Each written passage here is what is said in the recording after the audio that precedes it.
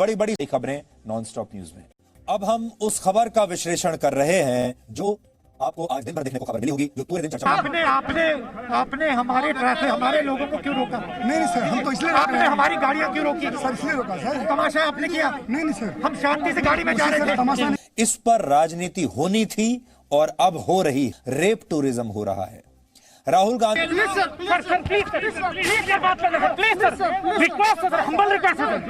लेकिन राहुल गांधी कुछ भी सुनने के लिए तैयार नहीं थे।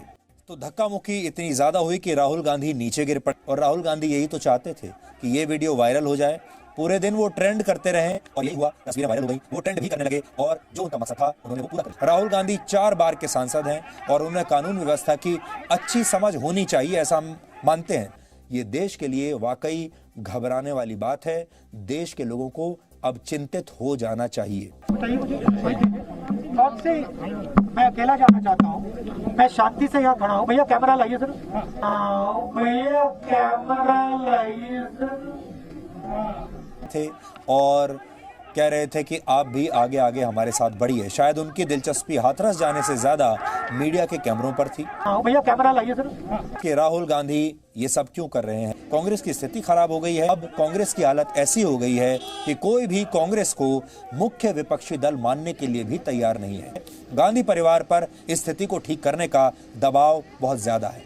राहुल और प्रियंका दोनों बड़े राजनीतिक मौकों की तलाश में, दबाव बहुत ज्यादा है। ये उनके ऊपर दबाव है। और दूसरा बड़ा दबाव राहुल गांधी के ऊपर है कि उनकी जो लीडरशिप है वो भी क्राइसिस में है थे, लेकिन तब भी वो कुछ कर नहीं पाए।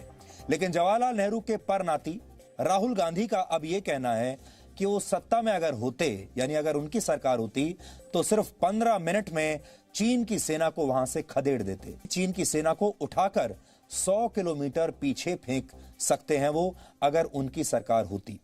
अगर उनकी सरकार होती। कायर शब्द का प्रयोग किया और कहा कि प्रधानमंत्री कायर भी हैं और देशभक्त तो बिल्कुल नहीं है। राहुल गांधी ऐसी बयानबाजी पहले भी कर चुके हैं, करते रहे हैं। आज उन्होंने जो बात कही है उसे भी बहुत गंभीरता से नहीं लिया जा सकता, लेकिन और सबसे खतरनाक बात जो है वो ये है कि कांग्रेस पार्टी उन्हें भावी प्रधानमंत्री मानती है और किस तरह से उनमें मैच्योरिटी की बहुत कमी है। सबसे पहले आप राहुल गांधी की 15 मिनट वाली जुबानी मिसाइल को सुनिए। देखिए 15 मिनट वालों के पास कौन सा फॉर्मूला है जिससे वो चीन की सेना को पीछे फेंक देंगे। उस फॉर्मूले को देखिए पहले आप।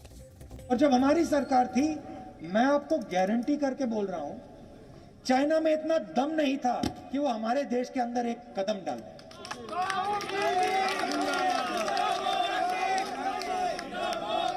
आज देखिए, बात समझिए। दुनिया में एक ही देश है। आज पूरी दुनिया में एक ही देश है जिसके अंदर कोई और देश की सेना आई, 1200 स्क्वायर किलोमीटर ले गई और कायर प्रधानमंत्री कहता है कि इस देश की जमीन किसी ने नहीं ली। एक ही देश है भैया, पूरी दुनिया में एक ही देश है जिसकी जमीन हड़पी गई है, हिंदुस्तान। और ये अपने आप को देशभक्त कहते हैं। प्रधानमंत्री अपने आप को देशभक्त कहता है और पूरा देश जानता है कि चाइना की सेना हिंदुस्तान के अंदर। कैसा देशभक्त है ये? मैं आपको बता रहा हूं, हमारी सरकार होती ना, उठा के फेंक देते चाइना को बाहर। 15 मिनट नहीं लगते। उठा के हमारी सेना, हमारी वायु सेना उठा के चाइना को 100 किलोमीटर पीछे कर देती। मगर इस प्रधानमंत्री में मैं बता रहा हूं आपको, बात समझो, ये प्रधानमंत्री देश की शक्ति को नहीं समझता। हम राहुल गांधी को अब उस दौर की याद दिलाना चाहते हैं जब उनकी पार्टी सत्ता में हुआ करती। राहुल गांधी आज कह रहे हैं कि वो चीन को 15 मिनट में उठाकर फेंक सकते हैं, लेकिन चीन ने जब भी भारत की जमीन पर कब्जा किया है तब केंद्र में कांग्रेस पार्टी की ही सरकारें रही थी। चीन की सेना को वापस पीछे फेंका क्यों नहीं? आज ये 15 मिनट का फॉर्मूला आज ही कैसे राहुल गांधी को समझ में आया है? राहुल गांधी आज जब विपक्ष में हैं तो बहादुरी की बातें कर रहे हैं, लेकिन वो जो कुछ भी कह रहे हैं उसका मतलब शायद खुद नहीं जानते। उन्हें अगर इतिहास के बारे में जानकारी होती तो शायद ऐसी बातें बोलने से पहले एक बार क्रॉस चेक जरूर करते। राहुल गांधी के परनाना जवाहरलाल नेहरू लगभग 16 साल तक देश के प्रधानमंत्री रहे। चीन के राष्ट्रपति शी जिनपिंग भी खड़े हुए हैं, जो उन दिनों चीन की कम्युनिस्ट पार्टी के महासचिव हुआ करते थे। चीन के प्रति कांग्रेस की सरकारों के ऐसे ही नरम रवैये का लगभग 44,000 वर्ग किलोमीटर जमीन पर चीन ने कब्जा किया है। उसका गाड़ी से एक पूरा चक्कर लगाने में राहुल गांधी को 800 घंटे से ज्यादा का समय लगेगा। यह 33 दिनों के बराबर है। अब राहुल गांधी को यह सोचना होगा, जिस देश में चाइनीज नूडल्स बनाने में भी 15 मिनट से ज्यादा का समय लगता है, उस देश में चीन की सेना को 15 मिनट में उठाकर फेंक देने का उनके पास ऐसा कौन सा फॉर्मूला है। सेना की रणनीति इंस्टेंट नूडल्स की तरह नहीं होती। इसके लिए जमीन और हवा में पूरी तैयारी करनी पड़ती है, जिसमें कई बार बहुत समय लगता है।